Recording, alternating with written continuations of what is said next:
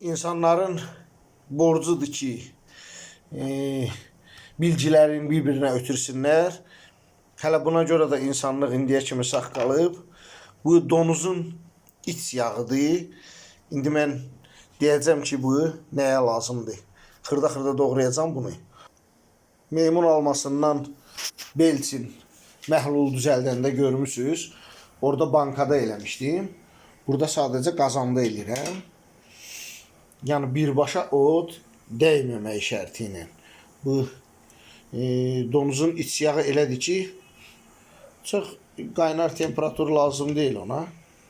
Əriyəcək oradan, özünüz gördüyünüz kimi. İstəsəz ağzını da bağlaya bilərsiniz. Bu inşallah bronx üçün, ümumiyyətlə immuniteti yüksəldmək üçün,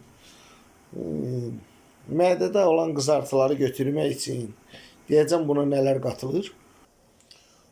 Gördüyünüz kimi yəni əməlli başlı əriyir. Bunu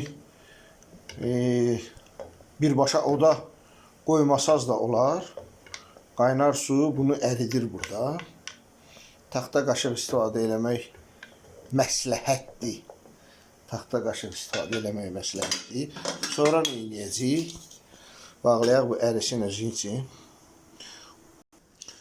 Adi kakaodur. İndi mən bahalısını almadım. Yəni donuzun iç yağı nə qədərdirsə, məsələn mən 100 qram əridimişəm. Burada 80 qrama yaxın kakao olmalıdır.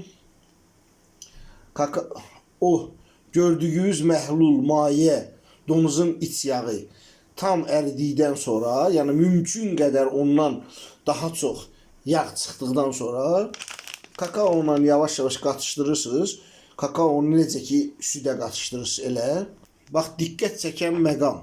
Kakaonu qatışdırdıqdan sonra bal əlavə eləməlisiniz. Balı 40 dərəcə temperaturdan yuxarı olmaz.